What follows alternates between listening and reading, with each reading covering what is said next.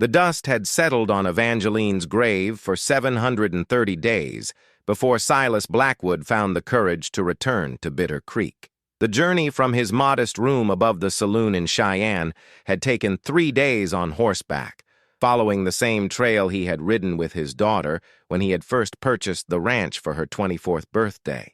That had been in the spring of 1832, when wildflowers carpeted the valley, and Evangeline's laughter had echoed across the open grasslands like church bells on Sunday morning.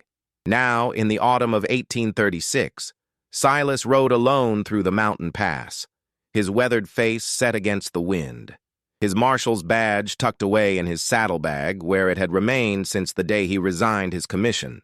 The territory had changed in his absence, or perhaps it was Silas himself who had transformed. The settlements that once marked the route to Bitter Creek had grown into proper towns with general stores and telegraph offices. Wagon trains passed with greater frequency, carrying families westward with dreams of land and prosperity. The frontier was shrinking, becoming civilized, though Silas suspected that beneath the veneer of progress, the wilderness remained as brutal and unforgiving as it had always been. He had spent 30 years as a lawman, tracking outlaws through Colorado and Wyoming, witnessing the worst that humanity could offer, yet nothing in those 3 decades had prepared him for the loss of his only child. Evangeline had died on a Thursday afternoon in October 2 years prior. The telegram had reached Silas in Denver, where he had been testifying in a federal court case involving cattle rustlers. The message had been brief, delivered in the clipped language of tragedy that left no room for hope. His daughter had fallen from her horse while riding the northern boundary of her property. Her neck had broken in the fall. She had died instantly, alone on the prairie, her body discovered only when her mare returned to the stable without her. The local sheriff in Bitter Creek, a man named Rawlings whom Silas had never met, had handled the burial arrangements. By the time Silas arrived, Evangeline was already in the ground, beneath a simple wooden cross in the small cemetery that served the scattered ranches of the valley. He had stayed only long enough to commission a proper headstone, then had fled like a coward, unable to face the empty ranch house where his daughter had built her life. For 2 years, he had paid a caretaker to maintain the property, sending money each month from Cheyenne while he drowned himself in whiskey and tried to forget the sound of Evangeline's voice. But memory proved more persistent than alcohol, and guilt more relentless than grief. 3 weeks ago, the caretaker had written to inform Silas that he was moving to California and could no longer tend to the ranch. The letter had arrived on a Monday morning, and by Monday evening Silas had packed his belongings and made arrangements to return to Bitter Creek. The ranch appeared on the horizon just as the sun began its descent toward the western peaks. From a distance, the homestead looked exactly as Silas remembered it. A sturdy log cabin with a stone chimney, a barn with a pitched roof, a corral that could hold a dozen horses, and the small garden plot where Evangeline had planted vegetables and herbs. But as he drew closer, guiding his gelding down the sloping path toward the creek that gave the valley its name, Silas noticed something that made him pull on the reins and stop in the middle of the trail. The wildflowers were blooming, not just a few scattered blossoms, but vast swaths of color that stretched across the meadow surrounding the ranch house. Indian paintbrush blazed red and orange against the golden grass. Purple lupines stood in clusters near the creek bank. White and yellow columbines nodded in the breeze. Silas had lived in Wyoming long enough to know that these flowers bloomed in spring and early summer, not in October when the first frost was already threatening the high country. Yet here they stood, defying the season, creating a riot of color that seemed impossible in the fading autumn light. Evangeline had loved wildflowers. She had spent her first summer at the ranch collecting seeds, pressing specimens between the pages of her books, learning the names of every bloom that grew in the valley. She had talked about establishing a proper flower garden, about bringing beauty to the harsh landscape. Silas had smiled at her enthusiasm, though privately he had doubted anything decorative could survive the brutal winters and scorching summers of the territory. Now, seeing the meadow transformed into something approaching paradise, He felt a tightness in his chest that had nothing to do with the thin mountain air. He dismounted and led his horse toward the barn, his boots crunching on the gravel path. The barn door stood slightly ajar, and when he pulled it open, he found the interior clean and organized. Fresh hay filled the stalls. The tack hung neatly on the wall. A bucket of water sat beneath the window, clear and recently filled. Silas stood in the doorway, confusion mixing with something that might have been fear. The caretaker had said he was leaving 3 weeks ago. No one should have been here. No one should have been maintaining the property. After settling his horse in a stall with feed and water, Silas approached the cabin. The front porch had been swept clean of leaves and debris. The rocking chair where Evangeline used to sit in the evenings had been recently oiled, its wood gleaming in the sunset. The windows were clean, reflecting the blazing colors of the flower meadow. Silas reached for the door handle, then hesitated. For 2 years, he had avoided this moment, afraid of what he would find inside, terrified of the memories that would assault him. But he had not ridden 3 days through mountain passes to turn back now. The door swung open on hinges that had been recently greased. Inside, the cabin was immaculate. No dust covered the furniture. No cobwebs draped the corners. The stone fireplace had been cleaned of ash. The kitchen table was bare but spotless. Evangeline's books still lined the shelves that Silas had built for her. Her mother's quilt, brought from Missouri, lay folded across the back of the settee. Everything was exactly as it had been, preserved as if waiting for her return. Silas stood in the center of the main room, turning slowly, trying to understand what he was seeing. The caretaker could not have done all this before he left. The flowers outside could not be blooming in October. The ranch should have shown signs of neglect, of abandonment, of the slow decay that claimed all human structures when left to the elements. Instead, it looked as though someone had been living here, caring for the place with the same attention to detail that Evangeline herself would have employed. He climbed the ladder to the sleeping loft where Evangeline had made her bedroom. Her bed was neatly made, covered with a patchwork quilt. Her clothes hung on pegs along the wall. A hairbrush sat on the small table beside the window, strands of dark hair still caught in its bristles. Silas picked up the brush, running his thumb across those strands, feeling the weight of loss settle over him like a physical burden. He had not cried at her funeral, had not wept during the long months that followed. But now, alone in his daughter's bedroom with the impossible flowers blooming outside, he felt tears burn behind his eyes. A sound from below made him freeze. It was soft, barely audible, like the whisper of fabric against wood. Silas set down the brush and descended the ladder with the careful movements of a man who had spent decades approaching dangerous situations. His hand went instinctively to his hip, where his revolver hung in its holster. He had worn the weapon for so many years that it had become an extension of his body, as natural as his own arm. The main room was empty. Nothing had changed in the few minutes he had spent upstairs. Yet Silas was certain he had heard something, some indication of presence. He moved through the cabin, checking the kitchen area, the small pantry, the space behind the settee. He found nothing. But when he turned toward the fireplace, his attention was drawn to something he had not noticed before. The stones of the hearth were not quite flush with the floor. In the corner, near where the stones met the wooden planks, there was a gap just wide enough to slip fingers through. Silas knelt, his knees protesting the movement, and worked his fingers into the space. The stone lifted easily, revealing a hollow beneath the hearth. Inside was a wooden chest, small enough to fit in the palm of his hand, secured with a simple brass latch. His hands trembled as he lifted the chest from its hiding place. It was made of cedar, smooth and well-crafted, with Evangeline's initials carved into the lid. Silas had never seen it before, had no idea his daughter had possessed such a thing or that she had hidden it beneath the hearth. He carried it to the table, setting it down in the last rays of sunlight that streamed through the western window. The latch opened easily. Inside, wrapped in oilcloth to protect them from moisture, were letters.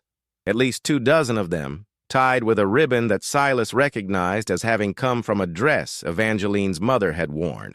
He lifted the bundle out carefully, setting it on the table, then reached back into the chest. Beneath where the letters had lain, he found a daguerreotype photograph in a leather case. The photograph showed a man Silas did not recognize.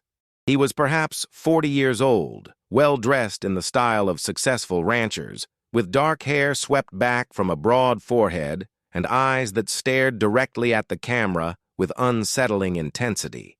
The man wore a silver watch chain across his vest, and his hand rested on the back of an ornate chair. Everything about the image suggested wealth and position. But there was something in the man's expression, something in the set of his mouth and the way he held his shoulders, that made Silas's instincts flare with warning. He set the photograph aside and untied the ribbon binding the letters. The paper was expensive, the kind that wealthy merchants and landowners used for correspondence. The handwriting was educated, flowing, with elaborate flourishes on the capital letters. Silas unfolded the first letter and began to read. The correspondence had begun innocently enough. The man, who signed himself as Thaddeus Crane, wrote to compliment Evangeline on her ranch, to offer assistance should she need anything, to suggest that a woman alone on the frontier might benefit from the friendship of established families in the territory. The early letters were polite, respectful, even charming in their way. But as Silas worked through the stack, reading by the fading light, he watched the tone shift and darken. By the 10th letter, Crane's language had become possessive. He wrote of his affection for Evangeline, of his certainty that they were meant to be together, of the life they could build if she would only accept his proposal of marriage. He mentioned his wealth, his influence, his ability to provide for her in ways that her small ranch never could. The letters grew more frequent, sometimes arriving daily according to the dates inscribed at the top of each page. Evangeline's responses, which Crane had apparently returned to her, or which she had copied into the same bundle, were polite but firm. She thanked him for his interest, but explained that she was content with her independence. She had no wish to marry, she wrote, no desire to give up the freedom she had worked so hard to achieve. She asked him, in language that grew increasingly direct, to cease his correspondence and leave her in peace. If this story has gripped you as tightly as Silas grips these revealing letters, imagine discovering what other dark secrets lie hidden in the remaining pages. Subscribe now to receive exclusive Western tales delivered straight to your inbox, where the frontier's mysteries unfold one haunting chapter at a time. But Crane had not stopped. His letters became angry, accusatory.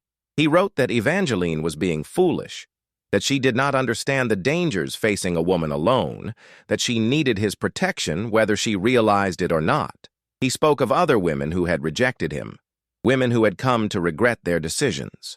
The implications in these passages made Silas's blood run cold. The final letters were brief, almost cryptic. Crane wrote that he would visit the ranch soon, that they would resolve matters face to face, that Evangeline would come to understand his devotion. The last letter was dated 3 days before Evangeline's death. Silas sat at the table as darkness filled the cabin. The letters spread before him like evidence in a murder trial, because that was what this was, he realized with growing certainty. His daughter had not died in an accident. She had been murdered by a man who could not accept her rejection, who had grown obsessed with possessing what he could not have through persuasion. The Marshal in Silas, dormant for 2 years, suddenly awakened. He gathered the letters carefully, returning them to their oilcloth wrapping, and placed them back in the cedar chest along with the daguerreotype. This was evidence. This was proof. And somewhere in the territory, a man named Thaddeus Crane believed he had gotten away with murder. But first, Silas needed to understand the rest of the mystery. The maintained ranch, the blooming flowers, the sense of presence he had felt since arriving. Someone knew what had happened here.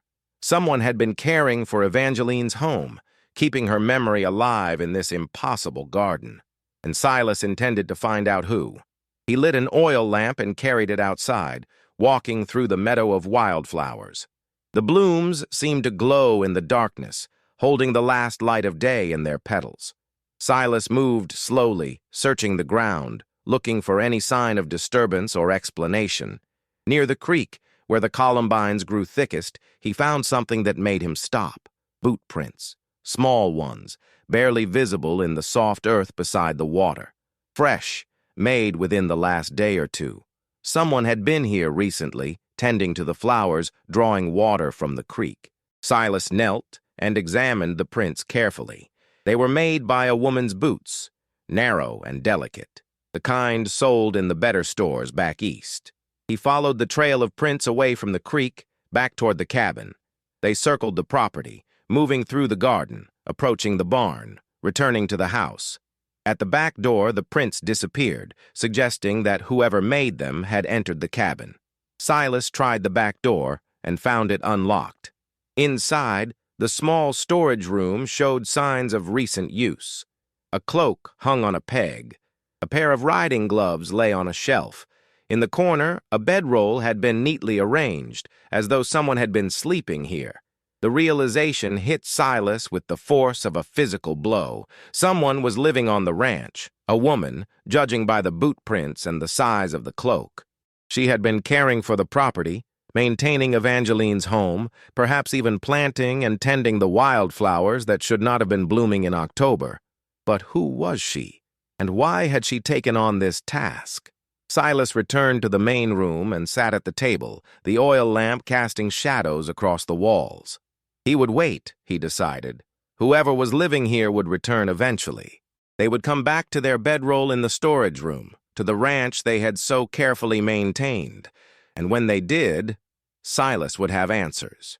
He would learn what had happened to his daughter, would understand the full scope of Thaddeus Crane's crimes, and would ensure that justice, delayed by 2 years of grief and cowardice, finally arrived in Bitter Creek. Outside, the impossible flowers continued to bloom beneath the stars, testimony to a love that had survived death and evidence of secrets that were only beginning to reveal themselves in the darkness of the Wyoming night. Silas woke to the sound of footsteps on the front porch.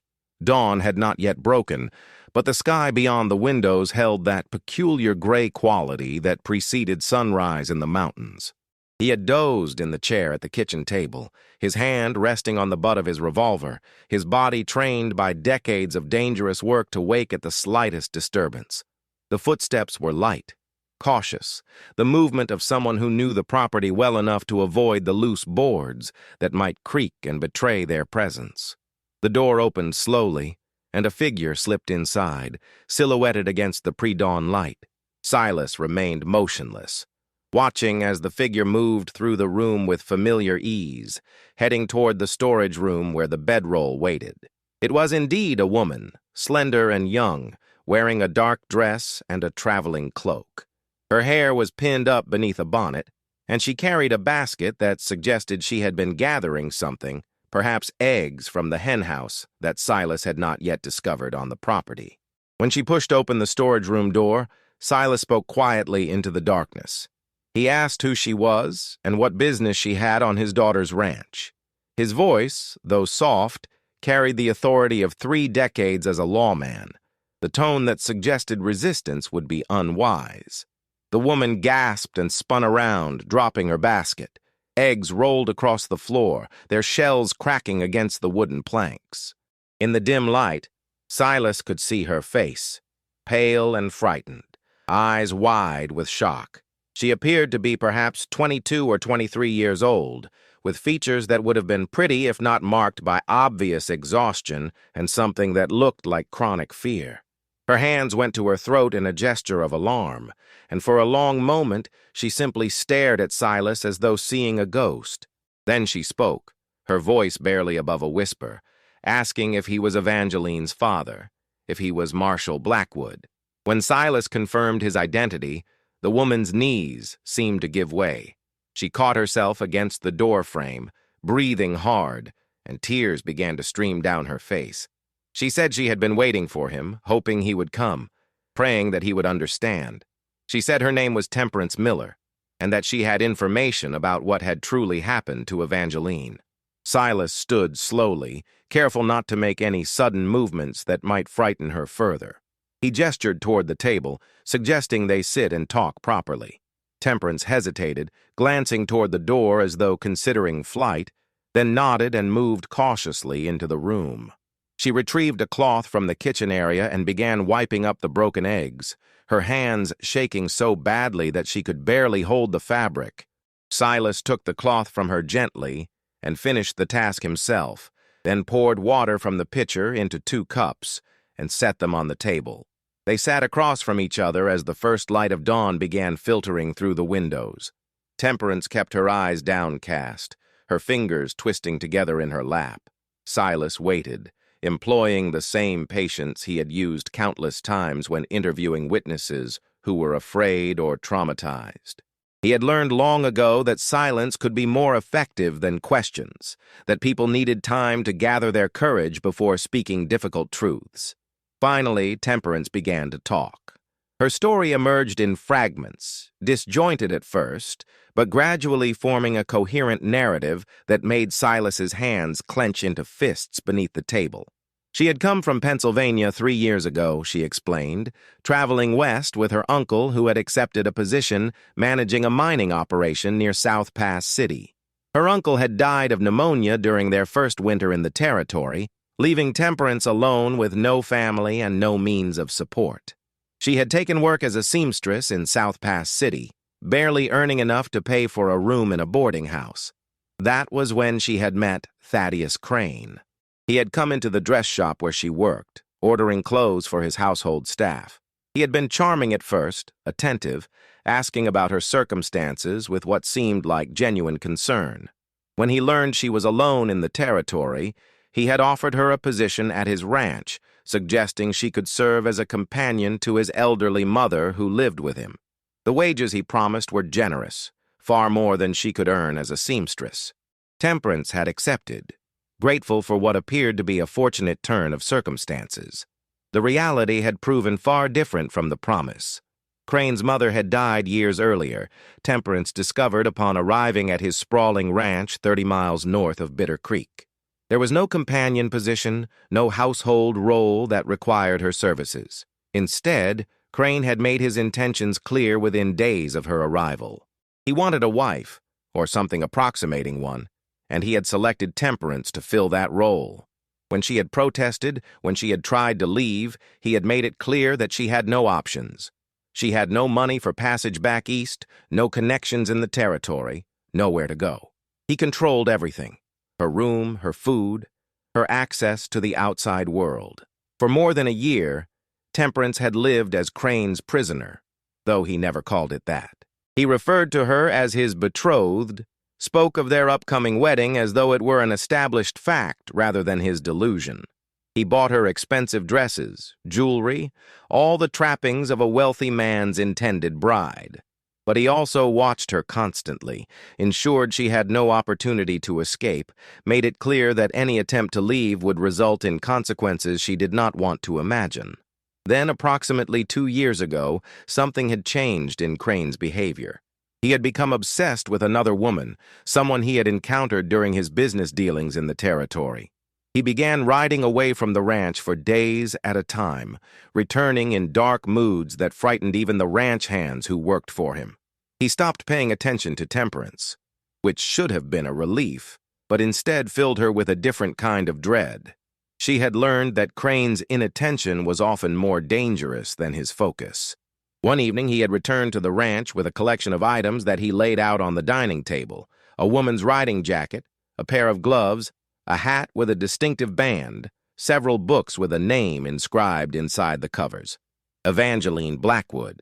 He had ordered Temperance to put on the clothes, to style her hair the way the previous owner had worn hers, to read from the books and mimic the handwriting he showed her in the margins. He wanted Temperance to become Evangeline, to transform herself into the woman who had rejected his advances. Temperance had complied, terrified of what would happen if she refused. For months, she had played this grotesque role, dressing in Evangeline's clothes, speaking the way Crane imagined Evangeline spoke, enduring his increasingly unstable demands. He would take her riding across his property, pretending they were courting, acting out scenarios in which Evangeline accepted his proposal and agreed to marry him. Sometimes he would become angry mid-performance, accusing Temperance of not being authentic enough, of failing to capture Evangeline's spirit. Those were the times when Temperance feared for her life. Then, one October afternoon, Crane had returned to the ranch in a state unlike anything Temperance had witnessed before. He was covered in dirt and scratches, his clothes torn, his hands shaking. He had gone directly to his study and remained there for hours, drinking heavily. When he finally emerged, he had announced that Evangeline Blackwood was dead, that she had fallen from her horse, that the matter was settled. His tone had been triumphant, relieved, as though a great burden had been lifted from him. But Temperance had seen something else in his expression, something that made her certain the death had not been an accident. She had seen satisfaction, the look of a man who had accomplished a difficult task.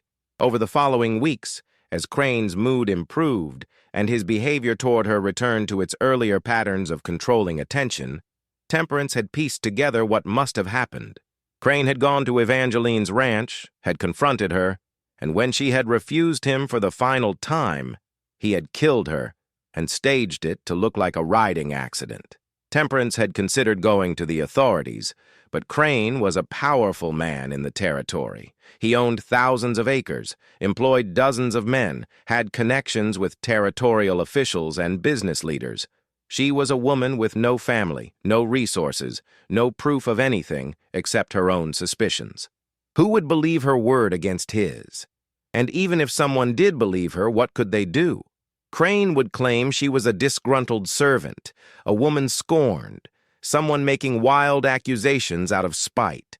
So Temperance had begun planning her escape.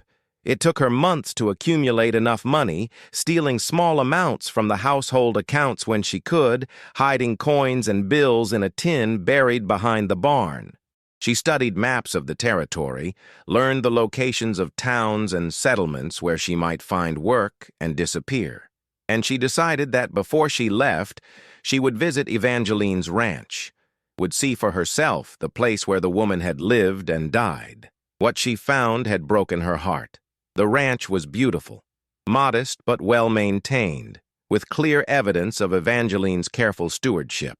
But it had also been abandoned, left to the elements, already showing signs of neglect.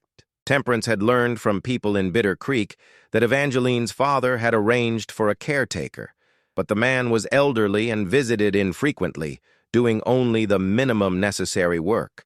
The flower gardens that Evangeline had apparently planted were dying, choked by weeds. The cabin was gathering dust. It seemed wrong, cruel even, that this place should fall into ruin while Crane lived comfortably in his mansion, unpunished for his crime. Temperance had made a decision that day. She would escape from Crane, but she would not run away to some distant town where she knew no one. Instead, she would come here, to Evangeline's ranch, and she would maintain it. She would keep the property alive, would honor the memory of the woman Crane had murdered, would ensure that this small piece of the territory remained as Evangeline had intended it. It was a small act of defiance, perhaps meaningless in the grand scheme of things, but it gave Temperance purpose and a sense of justice, however incomplete. Her escape had come 6 months ago. She had waited until Crane traveled to Cheyenne on business, knowing he would be gone for at least a week. She had taken her hidden money, a few essential belongings, and one of the gentler horses from Crane's stable. She had ridden through the night to reach Bitter Creek, then had come directly to Evangeline's ranch. She had been living here ever since, supporting herself by taking in sewing work from families in the valley, growing vegetables in the garden, making the property her sanctuary and her penance. She had planted new flowers in the spring, varieties that would bloom through the summer and into fall. She had repaired the roof, cleaned every surface, treated the property as though Evangeline might return at any moment. It was her way of apologizing to a woman she had never met, of making amends for having worn her clothes and lived in her shadow during those terrible months. And she had prayed that someday Evangeline's father would return, and she could tell him the truth about what had happened to his daughter. As Temperance finished speaking, the sun had fully risen, filling the cabin with light. Silas sat motionless, his weathered face expressionless, though inside he felt a rage unlike anything he had experienced in his decades as a lawman. His daughter had been murdered by a wealthy rancher who had become obsessed with her, and that man had then forced another young woman to impersonate Evangeline as part of his twisted delusions. The injustice of it, the cruelty, the sheer evil of Thaddeus Crane's actions made Silas want to ride north immediately and dispense the kind of frontier justice that had no place in courtrooms. But he was not that kind of lawman, had never been despite the temptations. He believed in evidence, in proper procedure, in the rule of law even when the law moved slowly and failed to protect the innocent. He had spent 30 years building cases, gathering testimony, ensuring that guilty men faced consequences through legitimate channels. He would not abandon those principles now, no matter how much he wanted to. He asked Temperance if she would testify against Crane, would tell her story to a judge and jury. She nodded, though her expression showed her fear. She understood the risks, knew that Crane would use all his resources to discredit her. But she also knew that remaining silent would mean Evangeline's murder went unpunished, and she could not live with that knowledge. She had already sacrificed too much of her life to Crane's evil. She would not give him her integrity as well. Silas stood and retrieved the cedar chest from where he had left it on the table. He showed Temperance the letters, the daguerreotype, all the evidence Evangeline had carefully preserved. This changed everything, he explained. With these letters documenting Crane's obsession and escalating threats, combined with Temperance's testimony about his behavior and his reaction to Evangeline's death, they had the foundation for a case. It would not be easy. Crane would hire expensive lawyers, would use his influence to prejudice potential jurors, would do everything possible to avoid accountability. But the evidence was strong, and Silas knew judges and prosecutors throughout the territory who valued justice over money. He also knew, though he did not say it aloud, that they needed to move quickly. If Crane learned that Temperance was living at Evangeline's ranch, if he discovered that she was talking to Silas, he would likely try to silence her. A man who had killed once to protect his delusions would not hesitate to kill again. They needed to get Temperance somewhere safe, needed to present their evidence to authorities before Crane could interfere. Silas suggested they ride to the territorial marshal's office in Cheyenne, where his former colleagues could provide protection while they built their case. But Temperance shook her head firmly. She had learned from people in Bitter Creek that one of Crane's closest associates was a deputy marshal in Cheyenne, a man named Holbrook, who had helped Crane with various business and legal matters over the years. Going to Cheyenne might mean walking directly into Crane's sphere of influence.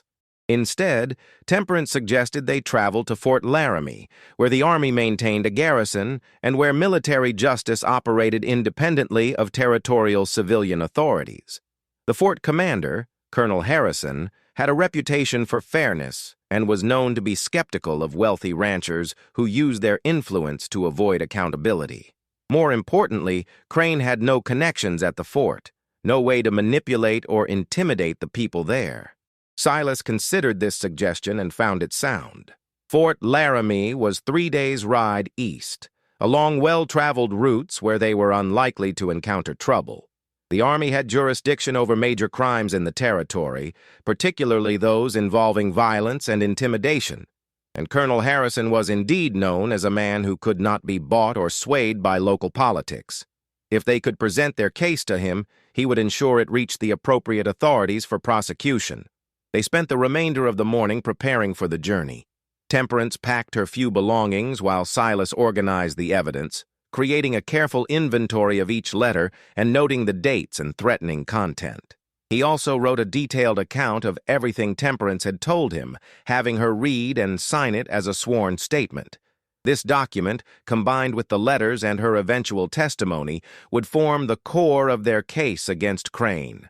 As they worked, Silas found himself studying the young woman who had maintained his daughter's ranch for the past 6 months.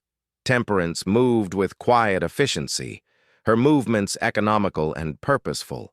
She had survived more than 2 years under Crane's control, had found the courage to escape, and had chosen to honor a stranger's memory rather than simply disappearing into the vast territory. There was steel beneath her frightened exterior, a core of strength that reminded Silas of Evangeline herself. He asked Temperance what she planned to do after they had dealt with Crane, after the trial was over and she was free to make her own choices. She paused in her packing, considering the question. She said she had not thought that far ahead, had been focused only on surviving day to day. But if she could choose anything, she would want to stay here at the ranch, would want to continue the work she had begun. She felt connected to this place, felt that Evangeline's spirit somehow approved of her presence. It was the first home she had known since leaving Pennsylvania, the first place where she felt she had purpose and value. Silas found himself nodding, understanding her sentiment completely.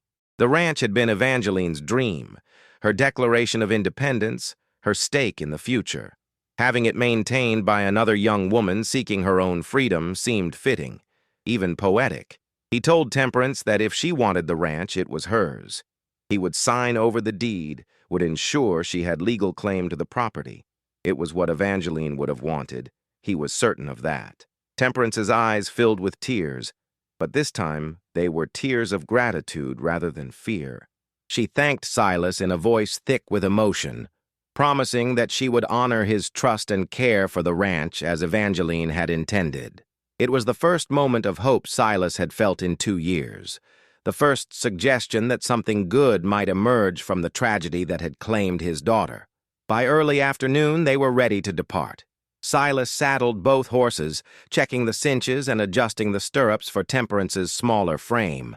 They loaded their supplies, including enough food and water for 3 days of travel, bedrolls for camping, and the cedar chest containing all their evidence. Silas also loaded his Winchester rifle into its scabbard and ensured his revolver was fully loaded. He did not expect trouble on the well-traveled route to Fort Laramie, but 30 years as a lawman had taught him to prepare for possibilities rather than hopes. As they mounted and turned their horses toward the eastern trail, Silas took one last look at the ranch. The wildflowers that Temperance had planted swayed in the afternoon breeze, creating waves of color across the meadow. The cabin sat solid and welcoming, smoke from the banked fire drifting lazily from the chimney. It looked exactly as Evangeline had intended, a place of beauty and independence carved from the harsh territory. They rode in silence for the first hour, both lost in their own thoughts. The trail descended from the valley, following Bitter Creek as it wound through increasingly rugged terrain. Pine forests gave way to open grassland, and the mountains receded behind them as they entered the rolling prairie that stretched toward Fort Laramie. The weather held clear and mild, perfect conditions for travel. Near sunset, they made camp in a grove of cottonwoods beside a spring that Silas remembered from previous travels through the region. He built a small fire while Temperance unpacked their supplies and prepared a simple meal of beans and bacon. They ate as darkness settled over the prairie, the only sounds the crackling fire and the distant howling of coyotes. Temperance asked Silas about Evangeline, wanting to know what she had been like as a person rather than just a name and a tragedy. Silas found himself talking about his daughter in ways he had not been able to do since her death. He described her intelligence, her determination, her refusal to accept the limitations that society tried to place on women. He talked about teaching her to ride and shoot, about her love of books and learning, about the way she had insisted on coming west despite his concerns about the dangers. As he spoke, Silas realized he was finally beginning to process his grief, to transform it from a paralyzing weight into something more manageable. Temperance listened with complete attention, occasionally asking questions, clearly moved by the stories of the woman whose life she had inadvertently honored. When Silas finally fell silent, exhausted by the emotional labor of remembering, Temperance thanked him for sharing those memories. She said it helped her understand why she had felt so compelled to maintain the ranch, why Evangeline's story had affected her so deeply. They took turns keeping watch through the night, a precaution Silas insisted on despite their distance from Crane's territory. At dawn, they continued their journey, making good progress across the prairie. By late afternoon of the second day, they encountered a wagon train heading west, families seeking new opportunities in the territories. Silas spoke with the wagon master, learning that the trail ahead was clear and that Fort Laramie was expecting supply deliveries, which meant the garrison would be fully staffed. On the morning of the third day, Fort Laramie appeared on the horizon, its walls rising from the prairie like a promise of civilization. Silas felt a sense of relief as they approached the gates, knowing they had reached safety. Whatever happened next, Temperance would be protected, and their case against Thaddeus Crane would begin its journey through the legal system. Justice, as Silas had always believed, moved slowly but inevitably toward truth. Colonel Marcus Harrison received them in his office at Fort Laramie within an hour of their arrival. He was a man in his middle 50s, with gray threading through his dark hair and the bearing of someone who had spent decades in military service. His office was Spartanly furnished, containing only a desk, several chairs, and maps of the Wyoming territory covering the walls. Through the window behind him, Silas could see the parade ground where soldiers conducted their afternoon drills, their movements precise and disciplined. Harrison listened without interruption as Silas presented their case. He examined each letter carefully, studying Crane's handwriting and the escalating tone of the correspondence. He looked at the daguerreotype, his expression hardening as he noted the arrogance in Crane's posture. When Temperance began describing her captivity and what she had witnessed, Harrison's attention became absolute. He asked occasional questions, seeking clarification on dates and details, but mostly he simply listened with the focused intensity of a man who understood the weight of what he was hearing. The interview lasted more than 2 hours. By the time they finished, evening had fallen over the fort, and lamps had been lit throughout the compound. Harrison sat back in his chair, his fingers steepled beneath his chin, considering everything he had heard. Finally, he spoke, his voice measured and grave. He said he believed their account and found the evidence compelling. Crane's letters alone demonstrated a pattern of obsessive behavior and escalating threats. Combined with Temperance's testimony about his reaction to Evangeline's death and his subsequent treatment of her, there was sufficient cause to investigate the matter as a potential homicide. However, Harrison continued, the situation was complicated by Crane's wealth and influence. The territorial courts were often swayed by money and connections, and Crane had both in abundance. Harrison had seen similar cases where wealthy men escaped accountability through legal maneuvering and corruption.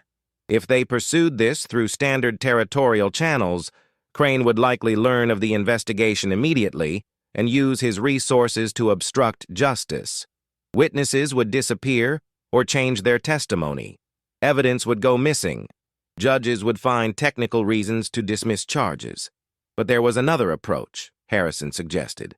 As a military officer with jurisdiction over major crimes in the territory, he could initiate his own investigation under the authority of the War Department. This would bypass the territorial courts initially, allowing them to gather additional evidence and testimony without Crane's interference. If the investigation produced sufficient proof of murder, Harrison could arrange for Crane to be arrested and held at the fort while formal charges were prepared. The case would eventually need to proceed through civilian courts, but by that time, the evidence would be documented and witnesses secured, making it much harder for Crane to manipulate the process. Silas appreciated Harrison's strategic thinking, recognizing the same careful approach he himself had employed during his years as a marshal. He asked what Harrison needed from them to proceed with such an investigation. The colonel explained that he would need to examine Evangeline's body, would need to determine if there was any physical evidence that contradicted the official finding of accidental death.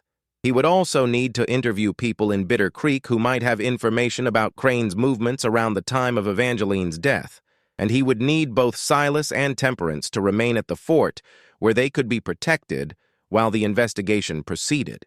The mention of exhuming Evangeline's body made Silas's stomach tighten with dread. The thought of disturbing his daughter's grave, of subjecting her remains to examination, felt like a violation, but he also understood the necessity. If there was evidence of violence, evidence that her death had not been accidental. It would transform their case from speculation into proven fact. He gave his consent, though the words felt like they were being torn from his throat. Harrison assured them that the examination would be conducted with dignity and respect, and that Evangeline would be reinterred immediately afterward. He would send a military surgeon to Bitter Creek within the week, accompanied by soldiers who could provide security and serve as witnesses to the process. In the meantime, he would begin gathering information about Crane's activities, his business dealings, his reputation throughout the territory. Harrison had contacts among other Army officers, territorial officials who were not in Crane's pocket, and businessmen who had been victimized by Crane's ruthless practices. He would use all of these resources to build a comprehensive picture of the man they were investigating. Silas and Temperance were assigned quarters in the officers' housing area, separate rooms but in the same building, where they would be safe and comfortable during their stay at the fort. Temperance would be given work in the quartermaster's office if she wanted it, something to occupy her time and provide a small income. Silas could assist with the investigation, drawing on his experience as a marshal to help Harrison's team gather evidence and conduct interviews. They would effectively become part of the military operation, protected by the fort's security, while contributing their knowledge to the case. That night, lying in a narrow bed in his assigned quarters, Silas found sleep elusive. His mind kept returning to the letters, to Temperance's testimony, to the growing certainty that his daughter had been murdered by a man who believed his wealth entitled him to possess any woman he desired. The rage he felt was tempered by something else, something that felt almost like gratitude. Temperance had given him the truth, had provided answers to questions that had tormented him for 2 years. Without her courage in escaping Crane and maintaining Evangeline's ranch, without her decision to trust Silas with her story, he would never have known what really happened. His daughter's murder would have remained hidden. Another tragedy of the frontier. Another woman's death attributed to accident rather than violence. The following morning, Harrison summoned them to his office to discuss the investigation's next steps. He had already dispatched riders to Bitter Creek with orders to secure Evangeline's grave and prepare for the surgeon's arrival. He had also sent inquiries to territorial officials in Cheyenne and South Pass City, requesting information about Crane's business activities and any complaints or legal issues involving his conduct. The responses would take several days to arrive, but Harrison was building a documentary record that would support their case. More immediately, Harrison wanted to conduct detailed interviews with both Silas and Temperance, creating formal depositions that could be used in court proceedings. He explained that these depositions needed to be thorough and precise, anticipating every question that defense attorneys might raise. They would spend the next several days going through their accounts repeatedly, ensuring consistency and addressing any ambiguities or gaps in their knowledge. It would be tedious work, but it was essential for building a case that could withstand legal challenges. Over the following week, Silas and Temperance each spent hours in Harrison's office, answering questions posed by the colonel and his adjutant, a young lieutenant named Morrison who had studied law before joining the Army. Morrison proved particularly skilled at identifying weaknesses in their narrative, asking the kinds of aggressive questions that hostile attorneys would certainly raise during trial. When did Temperance first suspect that Evangeline's death was not accidental? What evidence did she have beyond Crane's behavior? Could she prove she had been held against her will, or might Crane claim she had stayed voluntarily? How could Silas be certain that the letters had been written by Crane and not forged by someone seeking to implicate him? These sessions were exhausting and often frustrating, forcing both Silas and Temperance to confront the limitations of their evidence. But they also served to strengthen their case, helping them articulate their knowledge more clearly and identify areas where additional investigation was needed.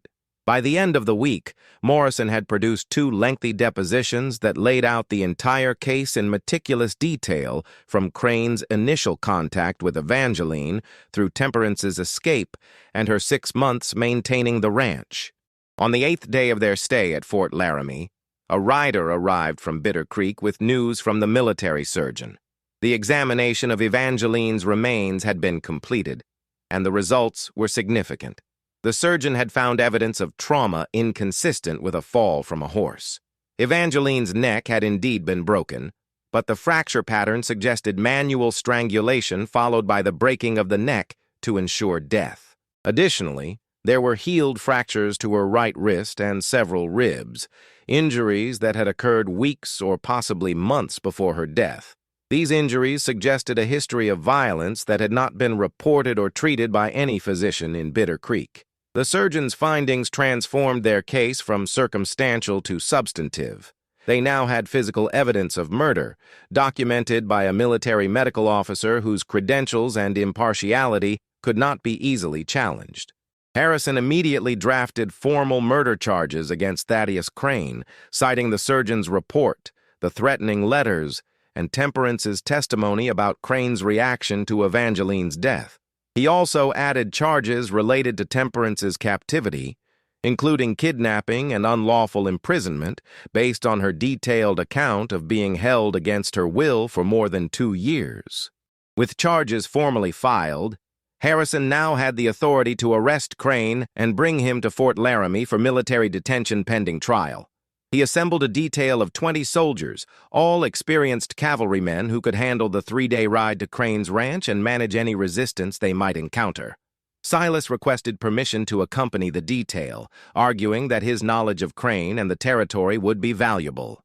Harrison initially refused, concerned about the appearance of having a victim's family member participate in the arrest. But Silas pressed the point, reminding Harrison that he was a former marshal with decades of experience, not simply a grieving father seeking revenge. Eventually, Harrison relented, with conditions. Silas would accompany the detail as a civilian advisor, not as a law enforcement officer. He would not participate directly in Crane's arrest and would follow the orders of Lieutenant Morrison, who would command the detail. Most importantly, Silas would maintain his composure and not allow personal feelings to compromise the military operation. Harrison was taking a significant risk by allowing Silas to come, and he would not tolerate any behavior that might jeopardize the case or give Crane's attorneys grounds to challenge the arrest's legality. Temperance asked to accompany them as well, but Harrison firmly refused. He explained that she was a crucial witness whose safety was paramount, and exposing her to potential danger at Crane's ranch was unacceptable. She would remain at Fort Laramie under military protection, and her presence would not be revealed to Crane until the trial. This would prevent him from attempting to intimidate or harm her before she could testify.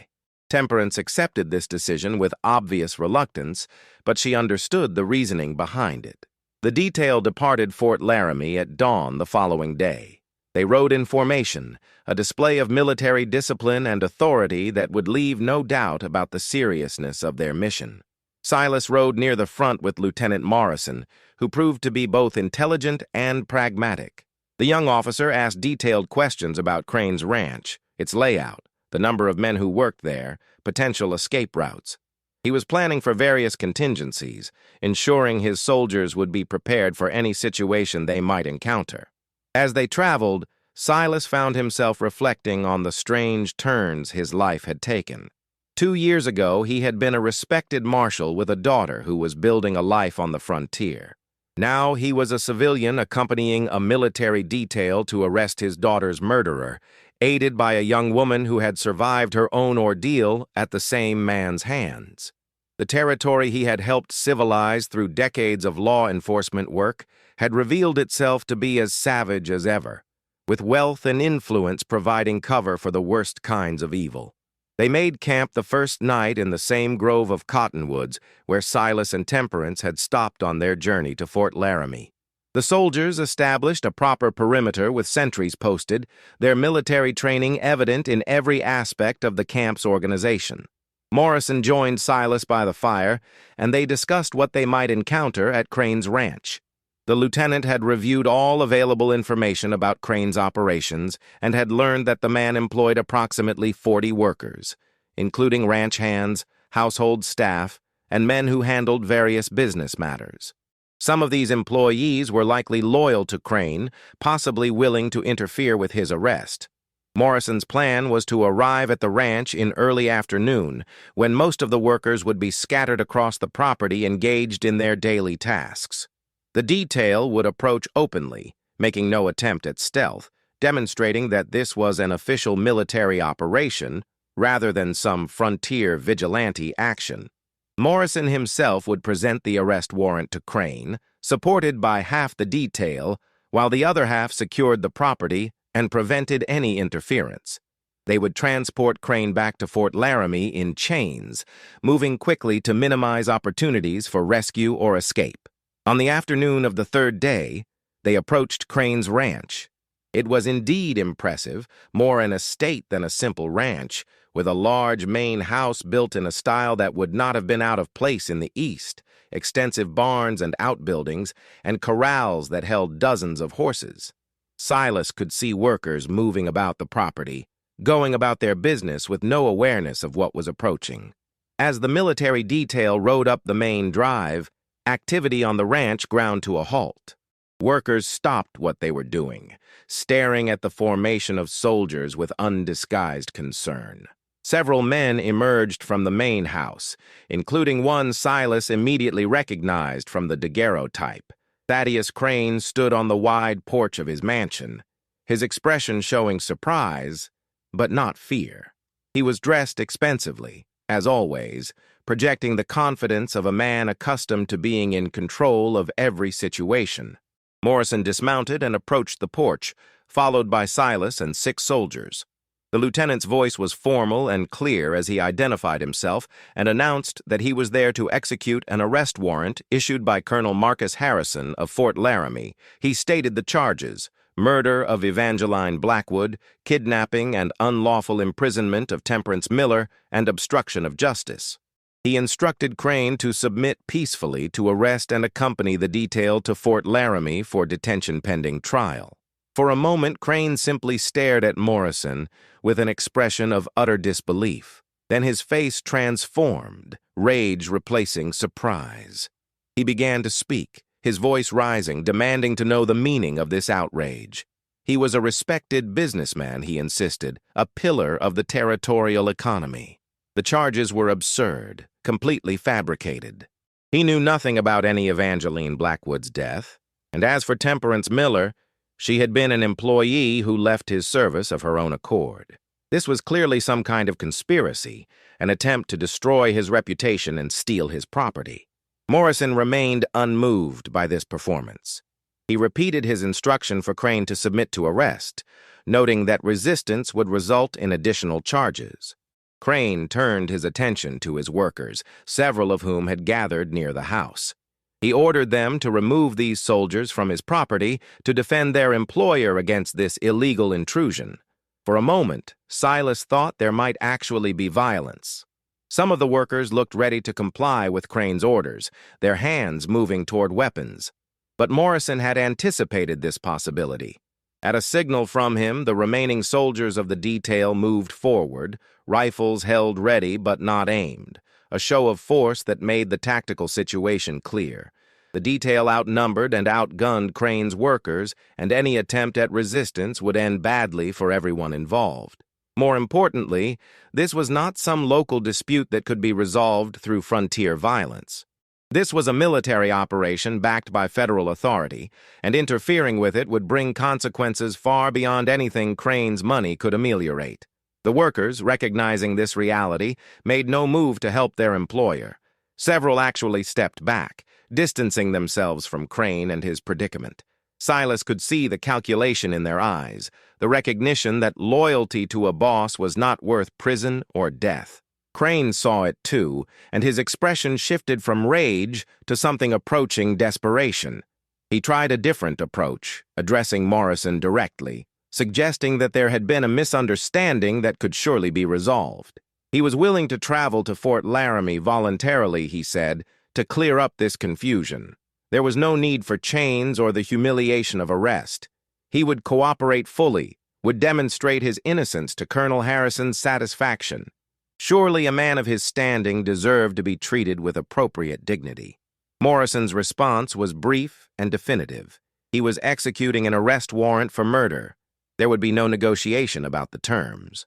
Crane could walk to the wagon that would transport him to Fort Laramie, or he could be carried. Those were his only options. Seeing no alternative, Crane finally descended from the porch.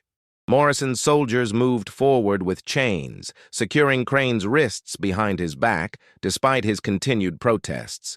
They searched him thoroughly, removing a small Derringer pistol from his vest pocket and a significant amount of cash from his wallet. These items were cataloged carefully, with Morrison documenting everything for the official record. As Crane was led toward the wagon, his eyes fell on Silas for the first time. Recognition dawned on his face, followed by something that might have been fear or calculation. He knew who Silas was, understood the implications of Evangeline's father's presence with a military arrest detail. Crane began to speak, addressing Silas directly, claiming there had been a terrible accident, that he had tried to help Evangeline, that her death had grieved him deeply. Silas said nothing, simply stared at the man who had murdered his daughter. The temptation to respond, to unleash the rage he had been controlling for days, was almost overwhelming. But he had promised Harrison he would maintain his composure, would not give Crane's attorneys any ammunition for challenging the arrest's propriety. So he remained silent, his expression revealing nothing, while soldiers loaded Crane into the wagon and secured him for transport. Before they departed, Morrison ordered a search of Crane's house and office, looking for any additional evidence that might support the charges. Soldiers spent 2 hours going through documents, personal papers, and correspondence. They found several items of interest, letters from other women that showed the same pattern of escalating obsession that had characterized Crane's pursuit of Evangeline, business records documenting payments to territorial officials that suggested corruption, and a locked drawer in Crane's desk that contained personal items clearly belonging to multiple women, including a locket that Silas immediately recognized as having belonged to his daughter. These discoveries suggested that Evangeline had not been Crane's only victim, that there might be other women who had suffered or died because of his obsessions. Morrison carefully documented and secured everything, recognizing that they had uncovered something far larger than a single murder case. This would require extensive investigation, but it also meant that Crane's prosecution would carry even more weight and significance. As the sun began to set, the detail prepared to depart with their prisoner. Crane sat in the wagon, chained and subdued, his earlier bluster completely deflated. The workers watched in silence as the military convoy formed up and began the journey back to Fort Laramie. Several of them would later provide testimony about Crane's behavior and business practices, their loyalty to him evaporating once his power to protect or punish them disappeared. The ride back to Fort Laramie took 4 days, moving more slowly due to the wagon carrying Crane. Each night, soldiers maintained careful guard over the prisoner, ensuring he had no opportunity to escape or harm himself. Crane attempted several times to engage Silas in conversation, trying to explain himself or negotiate some kind of arrangement. Silas ignored him completely, refusing to acknowledge his existence beyond what was necessary to ensure his secure transport. On the 4th afternoon, Fort Laramie appeared on the horizon, and Silas felt something release in his chest that he had not realized was there. They had done it. They had arrested Thaddeus Crane, had gathered evidence of his crimes, and were bringing him to face justice. It would not bring Evangeline back, would not undo the suffering he had inflicted on Temperance and likely other women. But it was a beginning. A first step toward accountability that had seemed impossible just 2 weeks earlier. Thaddeus Crane was confined in the stockade at Fort Laramie, a stone building designed to hold military prisoners and occasionally civilian detainees awaiting trial. The cell was small but adequate, with a narrow bed, a wash basin, and a barred window that looked out onto the parade ground. Soldiers maintained constant watch, ensuring that Crane had no opportunity to escape or communicate with anyone outside the fort without authorization. Colonel Harrison had made it clear that this prisoner would receive fair treatment, but no special privileges, regardless of his wealth or former status in the territory. The days following Crane's arrest brought a flurry of legal and investigative activity. Harrison had sent formal notifications to territorial officials in Cheyenne, informing them of the charges and requesting that civilian prosecutors begin preparing for trial. The response had been mixed. Some officials expressed support for the investigation and praised Harrison's thorough approach. Others, including the deputy marshal whom Temperance had warned about, attempted to intervene on Crane's behalf, suggesting that the Army had overstepped its jurisdiction and that Crane should be released to civilian custody immediately. Harrison rejected these attempts firmly, citing his authority under federal law to investigate major crimes in territories where civilian law enforcement was inadequate or compromised. He pointed to the evidence of corruption in Crane's business records, the pattern of violence suggested by the personal items from multiple women, and the clear indication that Crane had used his influence to avoid accountability for years. The case would proceed under military jurisdiction until such time as Harrison was satisfied that civilian authorities could handle it without interference or manipulation. Meanwhile, the investigation continued to expand. Harrison had assigned additional officers to review Crane's business dealings, correspondence, and financial records. What they discovered painted a picture of systematic criminality extending far beyond the murder of Evangeline Blackwood. Crane had been involved in land fraud, intimidation of competitors, bribery of territorial officials, and what appeared to be at least 3 other cases of violence against women who had rejected his advances or threatened to expose his behavior. One particularly disturbing discovery came from correspondence with a doctor in South Pass City. The letter suggested that Crane had consulted this physician about treating injuries to a woman in his household. Injuries that the doctor had noted seemed inconsistent with the accidents Crane described. The doctor had expressed concern about the pattern of injuries and had suggested that authorities should be notified. Crane's response had been to threaten the doctor with financial ruin if he spoke to anyone about the matter. The doctor had apparently complied with this threat, remaining silent even as Temperance suffered additional abuse. Harrison immediately dispatched soldiers to South Pass City to interview this doctor and secure his testimony. The physician, a man in his 60s named Dr.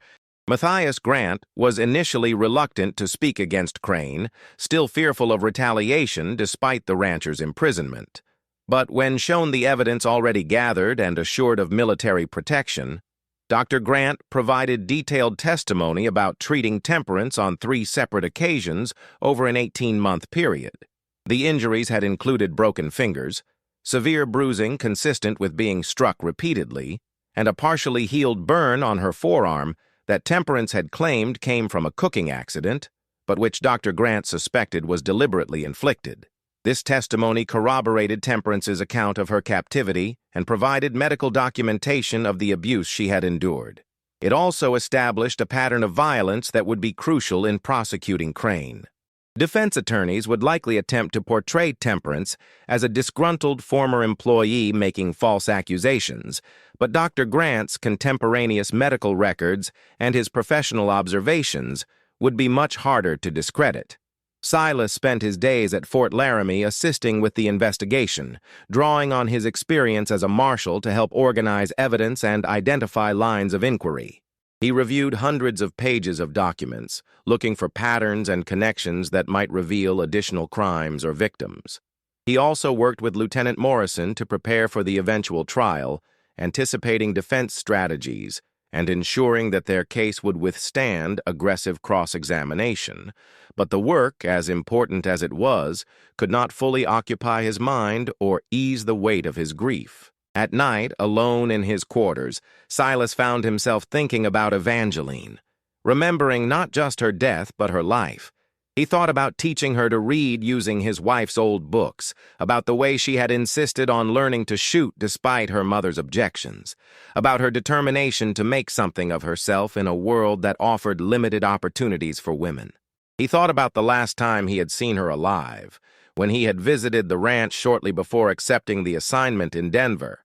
She had been happy, excited about her life, making plans for expanding her property, and perhaps starting a small horse breeding operation. The knowledge that Crane had destroyed all of that, had snuffed out Evangeline's life, simply because she refused to submit to his desires, made Silas's grief transform into something harder and colder. He wanted justice, yes, but he also wanted the world to know what Crane had done, wanted the man's crimes exposed in a way that would strip away all the respectability that wealth had provided. He wanted Crane's name to become synonymous with evil, a cautionary tale about the dangers of unchecked power and entitlement. Temperance, meanwhile, had found a strange kind of peace at the fort. Working in the quartermaster's office gave her structure and purpose, and the knowledge that Crane was imprisoned nearby, unable to harm her or anyone else, allowed her to sleep through the night for the first time in years. She and Silas often took meals together in the officers' mess, and gradually their relationship evolved from allies in pursuit of justice to something approaching family. Silas found himself protective of her in ways that reminded him of his feelings toward Evangeline, while Temperance clearly valued having someone who believed her and supported her after years of isolation and fear. One evening, nearly 3 weeks after Crane's arrest, they sat together on a bench outside the quartermaster's office, watching the sun set over the prairie. Temperance asked Silas what he thought would happen during the trial, whether he believed Crane would actually face consequences for his crimes. Silas considered the question carefully before answering. He explained that trials were unpredictable, that wealthy defendants with skilled attorneys could sometimes escape conviction even when the evidence seemed overwhelming. But he also noted that this case was different from most.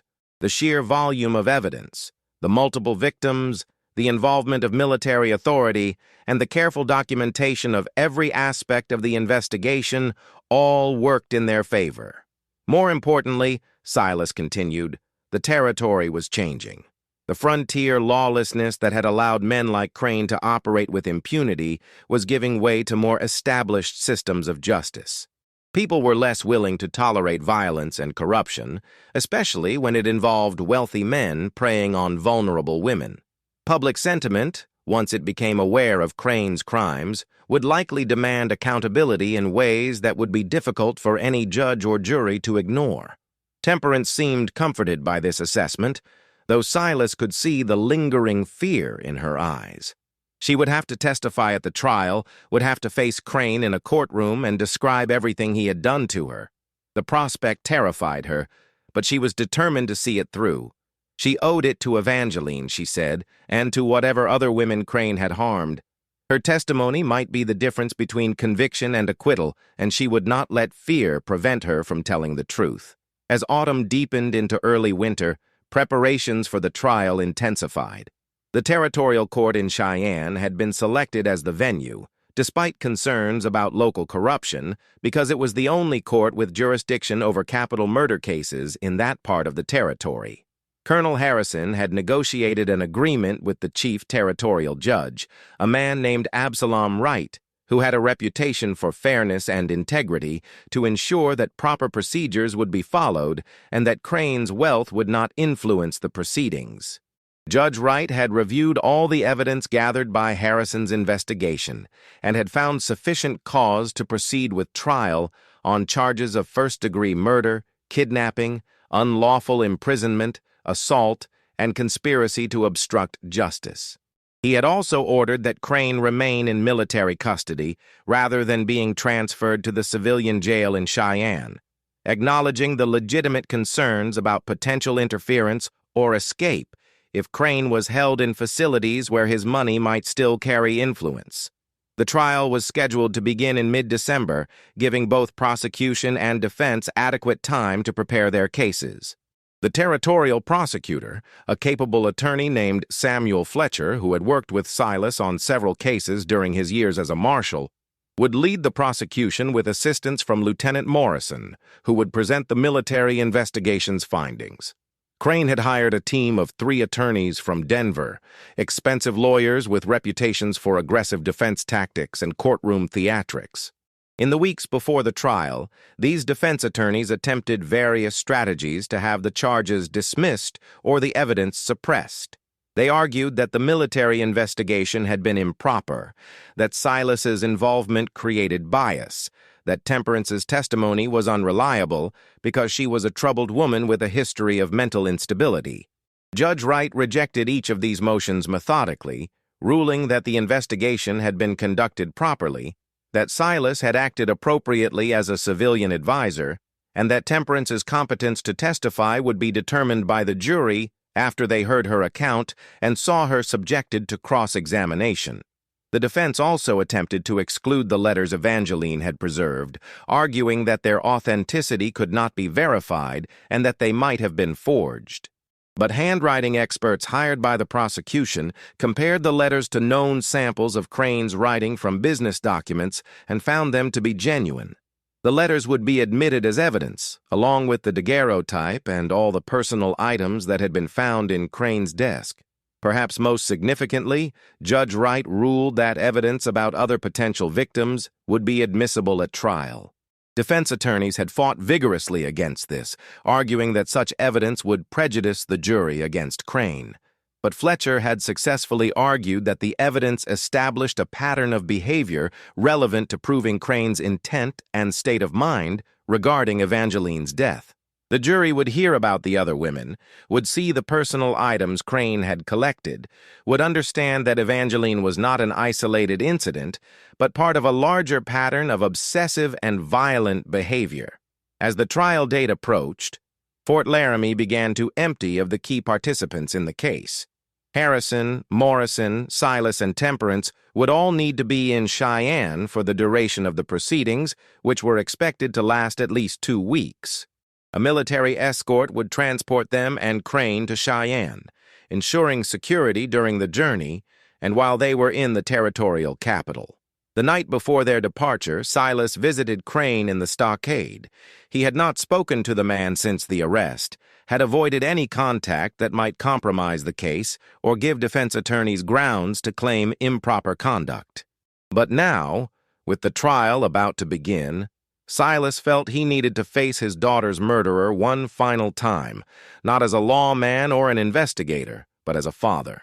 Crane looked diminished in his cell, his expensive clothes replaced by prison garments, his carefully groomed appearance giving way to unkempt hair and a scraggly beard.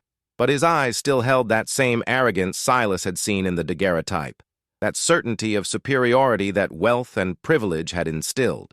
When Crane saw Silas approach, he stood and moved to the bars, his expression a mixture of defiance and calculation. Crane began to speak, his voice taking on a reasonable tone as though he were discussing business rather than murder. He suggested that Silas must understand how these things happened, how passion and desire could sometimes lead men to make mistakes. Evangeline had been beautiful and intelligent, he said, the kind of woman any man would want. He had only wanted to care for her, to provide for her, to give her a life better than anything she could have achieved on her small ranch. If she had just accepted his proposal, none of the unfortunate events that followed would have occurred. Silas listened to this rationalization with growing disgust. Crane was attempting to justify murder by blaming the victim, suggesting that Evangeline bore some responsibility for her own death because she had refused his advances. It was the same twisted logic that allowed violent men to excuse their actions, to shift culpability onto the women they harmed. Silas had heard variations of this argument countless times during his years as a lawman, usually from men who beat their wives or attacked women who rejected them. It never became less repulsive. When Crane finished speaking, Silas responded quietly, his voice carrying none of the rage he felt, but all of its weight. He told Crane that his daughter had been a better person than Crane could ever comprehend, that her refusal of his proposal had not been a mistake, but an act of wisdom and strength. She had recognized him for what he was, a dangerous man who viewed women as possessions rather than people, who believed his wealth entitled him to take whatever he wanted regardless of consent or consequences. Her death was not tragic accident or crime of passion. It was murder. Deliberate and premeditated, committed by a man who could not tolerate being denied. Silas continued, explaining that the trial would reveal everything. The jury would hear about Temperance and the years she spent as Crane's prisoner. They would learn about the other women he had harmed. They would see the evidence of his violence, his manipulation, his complete lack of remorse. And when they returned their verdict, When they found him guilty and the judge sentenced him to hang, Crane's name would be remembered not as a successful rancher or respected businessman, but as a murderer who preyed on women and believed himself above the law. Crane's expression transformed as Silas spoke, arrogance giving way to something approaching fear. Perhaps for the first time, he was beginning to understand that his wealth and influence would not save him, that the carefully constructed image of respectability was crumbling beyond repair. He started to respond, to offer some new justification or explanation, but Silas had turned away and was walking toward the exit. He had said what he needed to say, had looked into the eyes of his daughter's killer and let him know that justice was coming. There was nothing more to be gained from the conversation. The next morning, the convoy departed for Cheyenne. Crane was transported in a reinforced wagon, chained and guarded by soldiers who had been specifically instructed to prevent any escape attempts or suicide. Harrison, Morrison, Silas, and Temperance rode in a separate wagon, reviewing documents and discussing trial strategy during the 3-day journey. The weather held clear and cold, typical for December in the territory, and they made good progress along the well-traveled route. Cheyenne was bustling when they arrived, the territorial capital filled with legislators, businessmen, and settlers conducting various forms of official business. News of Crane's arrest and upcoming trial had spread throughout the territory, generating intense public interest. The case had become something of a sensation, discussed in newspapers and saloons, with people taking strong positions on Crane's guilt or innocence, often based on their economic relationship to him or their general views about wealth and justice in the territory. Judge Wright had taken precautions to ensure the trial would not become a circus. He had selected the jury carefully, excluding anyone with direct business ties to Crane or obvious biases for or against wealthy defendants. He had also imposed strict rules about courtroom conduct, making it clear that he would tolerate no disruptions or attempts to influence the proceedings. The trial would be conducted with dignity and proper legal procedure, regardless of the public fascination with the case. The courthouse was a substantial brick building on the main street of Cheyenne, one of the more impressive structures in the territorial capital. On the morning the trial was scheduled to begin, crowds gathered outside hoping to gain admission to the limited public seating. Silas, Temperance, and the other key witnesses were escorted through a side entrance, avoiding the crush of curious onlookers and newspaper reporters seeking statements or information. Inside, the courtroom was appointed with heavy wooden furniture and American flags, projecting an image of authority and permanence. Judge Wright sat behind an elevated bench, his black robes and stern expression reinforcing his control over the proceedings. The jury box held 12 men, all property owners in the territory, who would decide Crane's fate. And at the defense table sat Thaddeus Crane himself, now clean-shaven and wearing expensive clothes his attorneys had provided, looking every bit the successful businessman rather than the prisoner he was. As Silas took his seat in the gallery reserved for witnesses, he felt the weight of 2 years of grief and rage settling on his shoulders. This was the moment he had been working toward since discovering the letters in Evangeline's cabin, the culmination of an investigation that had revealed horrors beyond what he had initially imagined. In the days ahead, the truth about his daughter's death would be laid bare for everyone to see.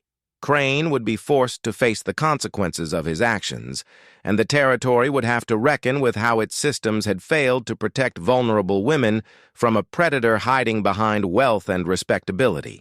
Judge Wright called the court to order, his gavel echoing through the suddenly silent room. He announced the case, reading the charges against Thaddeus Crane in a clear, formal voice that left no doubt about the seriousness of the proceedings. Then he instructed the prosecutor to make his opening statement, and Samuel Fletcher stood to address the jury. Fletcher began by describing Evangeline Blackwood, painting a picture of a young woman who had come to the Wyoming territory seeking independence and opportunity. He spoke of her intelligence, her determination, her dream of building a life on her own terms. And then he described how that dream had attracted the attention of Thaddeus Crane, a wealthy and powerful man who believed he could possess any woman he desired. and how Crane's obsession had ultimately led to murder when Evangeline refused to submit to his will. The story Fletcher told was compelling and clear, setting the stage for the testimony and evidence that would follow in the days ahead. The trial of Thaddeus Crane lasted 13 days, each one bringing new revelations that shocked even those who thought they understood the depths of his criminality. Samuel Fletcher built his case methodically, calling witness after witness to establish a pattern of obsessive behavior, violence, and calculated manipulation that painted Crane not as a respected businessman, but as a predator who had used his wealth to avoid accountability for years. Lieutenant Morrison testified first, describing the military investigation in precise detail. He presented the timeline of events, the evidence gathered from Crane's ranch, and the coordination with civilian authorities that had led to the arrest. His testimony was professional and unimpeachable, establishing the legitimacy of the investigation and preempting defense arguments about military overreach. The jury listened intently, taking notes, clearly impressed by the thoroughness of the work that had been done. Dr. Matthias Grant took the stand on the second day, his medical records providing objective documentation of the abuse Temperance had endured. He described treating her injuries, his growing suspicions about their cause, and his shame at having remained silent when Crane threatened him. Under cross-examination, defense attorneys attempted to suggest that Dr. Grant was mistaken about the injuries, or that Temperance might have inflicted them on herself to frame Crane.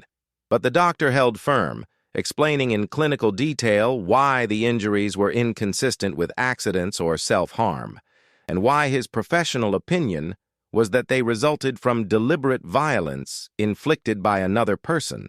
The military surgeon who had examined Evangeline's remains testified on the third day. His findings were presented with the same clinical precision that Dr. Grant had employed, but the impact was even more devastating. He described the fracture patterns in Evangeline's neck, explaining why they indicated manual strangulation followed by deliberate breaking of the vertebrae. He showed diagrams and photographs that made several jury members visibly uncomfortable. He also testified about the healed fractures to her wrist and ribs, injuries that suggested she had been assaulted in the weeks before her death, possibly during an earlier confrontation with her killer. Defense attorneys fought aggressively against this testimony, suggesting that the surgeon was speculating beyond his expertise, that decomposition had made accurate analysis impossible, that the injuries could have other explanations. But the surgeon was prepared for these challenges. He cited medical literature, compared Evangeline's injuries to documented cases of homicide, and explained why his conclusions were based on established forensic science rather than speculation.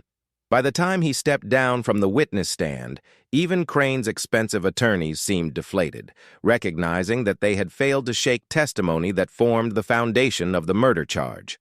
On the fifth day, Temperance took the stand. She had been dreading this moment since agreeing to testify, and Silas could see her hands trembling as she was sworn in. But when Fletcher began his examination, asking her to describe her experiences with Crane, something changed in her demeanor. The fear that had marked her for so long seemed to fall away, replaced by a quiet determination to tell her story regardless of the consequences. She spoke clearly and directly, describing how Crane had lured her to his ranch under false pretenses, how he had held her captive for more than 2 years, how he had forced her to impersonate Evangeline after becoming obsessed with the woman who had rejected him. She described the violence, the psychological torture, the constant fear that had defined her existence in Crane's household. And she testified about Crane's reaction when he returned from Evangeline's ranch that October afternoon, his appearance and behavior making it clear that something terrible had occurred. The courtroom was absolutely silent as Temperance spoke. Even the reporters who had been scribbling notes constantly throughout the trial set down their pencils to listen. Crane sat motionless at the defense table, his face expressionless. But Silas noticed his hands clenched into fists beneath the table, betraying the rage he was struggling to contain. Defense attorneys attempted to destroy Temperance's credibility during cross-examination. They suggested she was mentally unstable, that her story was fabricated to gain sympathy and financial support, that she had actually been Crane's mistress, who turned vindictive when he tired of her. They pointed out inconsistencies in minor details of her account, suggesting these undermined her entire testimony. They asked invasive questions about her personal life, her relationships, her behavior during her captivity, clearly trying to paint her as complicit in her own situation. But Temperance held firm under this assault. When asked why she had not escaped sooner, she explained the reality of being a woman alone in the territory with no money, no connections, and no place to go. When asked why she had complied with Crane's demands to impersonate Evangeline, she described the very real fear of violence that had motivated her cooperation. When inconsistencies in her testimony were highlighted, she acknowledged them honestly, explaining that memory was imperfect, especially when recalling traumatic events, but that the core facts of her account were absolutely accurate. By the time cross-examination ended, Temperance had not been discredited. If anything, her willingness to admit uncertainty about minor details while remaining consistent about major facts had enhanced her credibility. Several jury members were visibly sympathetic, and one appeared to be wiping tears from his eyes as she stepped down from the witness stand. Silas testified on the 7th day. Fletcher had him describe discovering the letters in Evangeline's cabin, his investigation with Temperance's assistance, and his decision to bring the case to Colonel Harrison. Defense attorneys challenged him aggressively, suggesting that his grief had clouded his judgment, that he was pursuing a vendetta rather than legitimate justice, that his involvement as the victim's father tainted the entire investigation. Silas responded calmly to each accusation, drawing on decades of experience testifying in court to maintain his composure and credibility. The letters themselves were entered into evidence and read aloud by Fletcher, each one building on the previous to show the escalation of Crane's obsession. The early letters, with their superficial politeness, gave way to increasingly demanding and threatening correspondence. The final letters, written just before Evangeline's death, contained barely veiled threats about what would happen if she continued to refuse Crane's advances. Hearing them read in sequence, with Evangeline's polite but firm rejections interspersed, created a narrative that was both compelling and chilling. Additional witnesses testified about Crane's business practices, his treatment of employees, and the rumors that had circulated about his behavior toward women. Several ranch hands from Crane's property described a culture of fear and intimidation, where workers understood that crossing their employer could result not just in termination, but in violence or worse. A woman from South Pass City testified that Crane had pursued her aggressively 5 years earlier, and that when she rejected him, he had used his influence to have her husband fired from the mining company where he worked, forcing the family to leave the territory to find employment. Most damaging of all was the testimony about the personal items found in Crane's desk. Fletcher presented each item carefully, having established through previous witnesses that they had belonged to women who had died or disappeared in circumstances that were never fully investigated. A locket belonging to a young woman who had supposedly drowned in a river. A hair ribbon from a school teacher who had vanished while traveling between settlements. A wedding ring from a widow whose house had burned down with her inside. Each item suggested another victim, another woman who had encountered Thaddeus Crane and paid with her life. Defense attorneys fought to exclude this evidence, arguing that there was no proof these items were connected to crimes or that Crane had any involvement in the women's deaths. But Judge Wright ruled that the items, found in Crane's possession along with Evangeline's locket, were admissible as evidence of pattern and intent. The jury would be allowed to consider what it meant that Crane had collected and hidden these mementos from multiple women who had met tragic ends after encountering him. The defense case, when it finally began on the 11th day, was surprisingly weak. Crane's attorneys called character witnesses who testified about his business acumen and charitable contributions to various causes in the territory. They presented records showing he had donated money to churches and schools, had employed dozens of workers, had been a pillar of the territorial economy. But none of this testimony addressed the actual charges against him, and Fletcher easily demonstrated on cross-examination that charity and success in business did not preclude violence and murder. Crane himself chose not to testify, a decision his attorneys clearly made to avoid subjecting him to Fletcher's cross-examination. This meant the jury never heard directly from the defendant, never saw him attempt to explain or justify his actions. The silence was telling, suggesting that even his expensive lawyers recognized that putting Crane on the stand would be disastrous for their case. The closing arguments came on the 13th day. Fletcher spoke for more than 2 hours, weaving together all the evidence into a comprehensive narrative of obsession, violence, and murder. He described Evangeline's life and death, Temperance's suffering, and the other women who had likely fallen victim to Crane's predatory behavior. He asked the jury to consider not just the specific charges, but what their verdict would say about justice in the Wyoming territory. Would they send a message that wealth and influence placed men above the law? Or would they affirm that every life had value, that violence against women would not be tolerated regardless of the perpetrator's status? The lead defense attorney, a man named Garrett Pemberton, who had traveled from Denver specifically for this case, attempted to create reasonable doubt by attacking individual pieces of evidence. He suggested the letters could have been forged. He claimed Temperance was an unreliable witness with motives to lie. He argued that the medical evidence was inconclusive and subject to interpretation.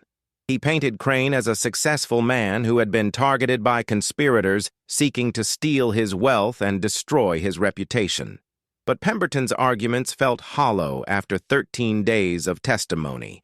The evidence was simply too strong, too consistent, too well documented to be dismissed as conspiracy or misunderstanding. Even as he spoke, Silas could see several jury members shaking their heads, clearly unconvinced by the defense's narrative. Judge Wright's instructions to the jury were clear and comprehensive.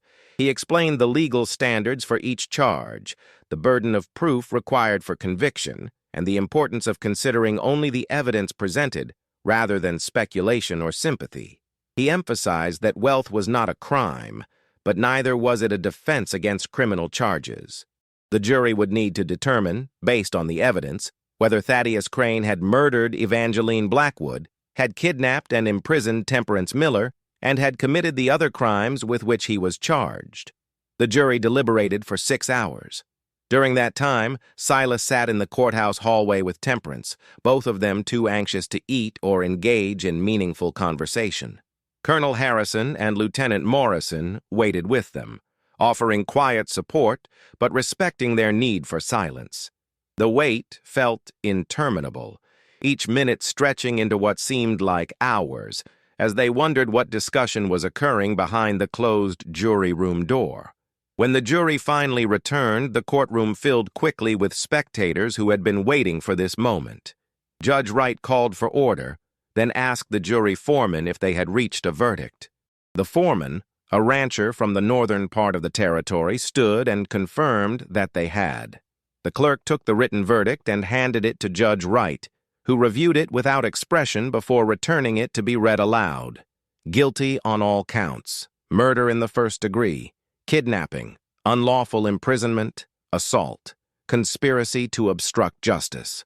The foreman's voice was steady as he pronounced each verdict, and with each word, Silas felt something release inside him that he had been holding tight for 2 years.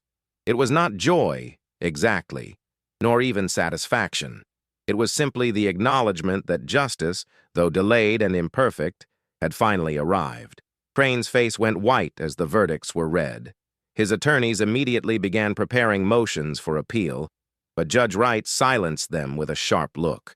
Sentencing would occur the following day, he announced, after which the defendant would be transferred to territorial custody for execution of whatever punishment the court deemed appropriate.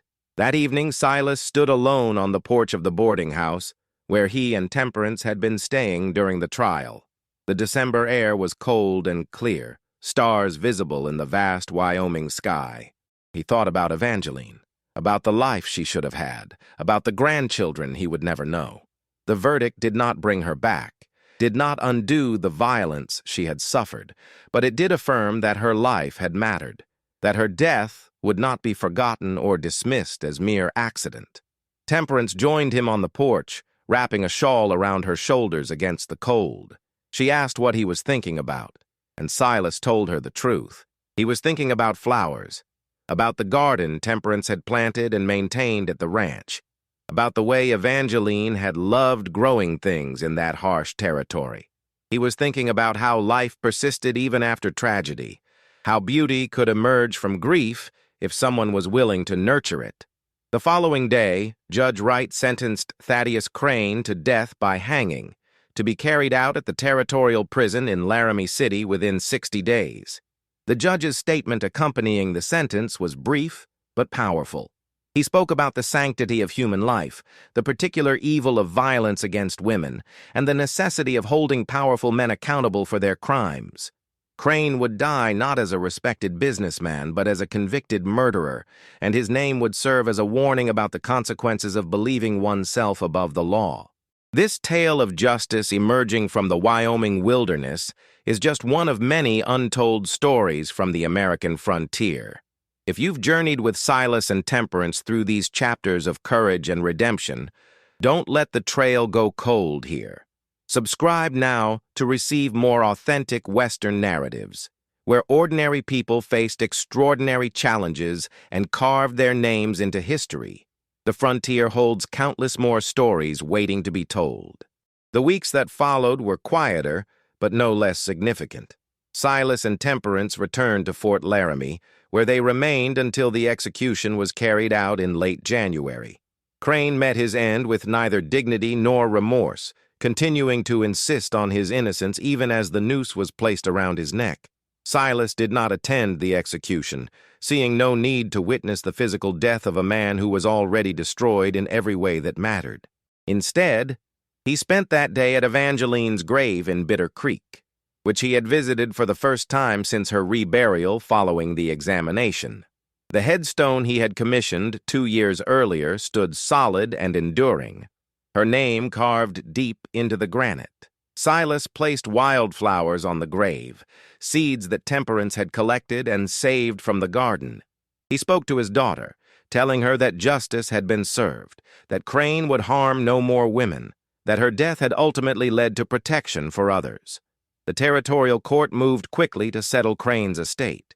His ranch and business holdings were liquidated, with proceeds going first to pay legal costs and then to his victims. Temperance received a substantial settlement that would allow her to live independently for the rest of her life. She also received formal deed to Evangeline's ranch, as Silas had promised, making her the legal owner of the property she had maintained with such care. Dr. Grant received compensation for the financial losses he had suffered due to Crane's threats, allowing him to continue his medical practice without fear of retaliation. The families of other suspected victims received acknowledgement, if not complete answers, about what had happened to their loved ones. And several territorial officials who had accepted bribes from Crane found themselves facing criminal charges of their own, part of a broader effort to clean up corruption that had allowed men like Crane to operate with impunity. Silas himself requested nothing from the estate settlement. He had his Marshal's pension, modest but adequate for his needs, and wanted no money that had come from Crane's enterprises. Instead, he asked only that a portion of the funds be used to establish a charitable organization to assist women in the territory who found themselves in desperate circumstances, providing them with resources to escape dangerous situations or start new lives. The territorial court approved this request, creating the Evangeline Blackwood Foundation with Temperance as one of its founding trustees. In March, with winter loosening its grip on the territory, Silas returned to Bitter Creek one final time. He helped Temperance prepare the ranch for spring planting, repairing fences and outbuildings that had suffered from winter storms. They worked side by side, often in comfortable silence. Two people who had been brought together by tragedy, but who had forged something resembling family through shared purpose and mutual respect. On his last evening at the ranch, they sat on the front porch as the sun set over the valley. The wildflower seeds were already beginning to sprout, green shoots pushing through the soil in defiance of the harsh climate.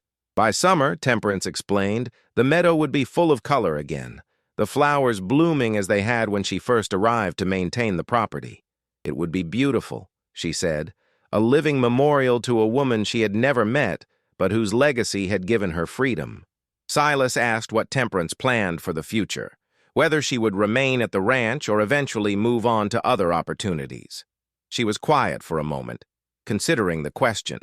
She said she thought she would stay, at least for a while. The ranch felt like home in a way nowhere else had since she left Pennsylvania. She had plans to expand the garden, perhaps start raising horses as Evangeline had intended, maybe offer the property as a safe haven for other women fleeing dangerous situations. The territory needed places where women could find refuge and rebuild their lives. This ranch could be one of them. Silas nodded, recognizing the rightness of this vision. Evangeline would have approved, he thought. She had bought the ranch as a declaration of independence, as proof that women could make their own way in the world. Having it continue as a place of freedom and opportunity for other women seemed the perfect way to honor her memory and purpose. The next morning, Silas prepared to leave for Cheyenne, where he had accepted a position consulting with the territorial marshal's office on complex cases requiring experienced investigation. It was not the same as being a full marshal, but it would give him purpose and allow him to continue the work he knew best. He saddled his horse as dawn broke over the valley, then turned to say goodbye to Temperance. She thanked him for everything, for believing her story, for pursuing justice for Evangeline, for giving her the ranch and a future she never thought possible. Silas embraced her briefly, told her she owed him no thanks, that she had given him the truth about his daughter's death and the opportunity to ensure Crane faced consequences. They had helped each other, he said, and that was what people did when they found themselves connected by shared loss and common purpose. As Silas rode away from the ranch, following the trail that led back toward Cheyenne, he looked back once at the homestead. Temperance stood on the porch, waving, the rising sun illuminating the meadow where wildflowers were beginning their yearly resurrection. It was a good image to carry with him, he thought. Life persisting, beauty emerging, hope taking root in harsh soil. The territory would continue to change, would grow more civilized and settled, would face new challenges and opportunities. But some things would remain constant. The land would endure. People would struggle and persevere. And occasionally, when circumstances aligned and courage prevailed, justice would be served even against powerful men who believed themselves untouchable. Evangeline's story, and Temperance's, would be remembered in the Wyoming territory for generations to come. Not as a tragedy, though tragedy had certainly occurred, but as a testament to the strength of women who refused to be victims, to the determination of those who pursued truth regardless of obstacles, and to the possibility of justice even in places where law and civilization were still taking root. Silas carried these thoughts with him as he rode east toward Cheyenne and whatever future awaited him there. The grief over losing Evangeline would never fully disappear, would remain a part of him until his own death. But it had been transformed into something more bearable, something that could coexist with memories of her life rather than consuming him entirely. She had lived with courage and independence. She had died fighting against evil, and ultimately, her death had led to protection for others and accountability for a man who had harmed many. It was not the ending anyone would have chosen, but it was an ending that carried meaning and purpose, that affirmed values worth preserving. In the vast Wyoming territory, where violence and beauty existed side by side, where dreams and dangers mingled on every horizon, it was perhaps the best ending possible given the circumstances that had preceded it. The sun climbed higher as Silas rode on, warming the spring morning, illuminating the prairie with light that seemed to promise better days ahead. Behind him, at the ranch in Bitter Creek, Wildflowers continued their patient work of transforming the meadow into something beautiful.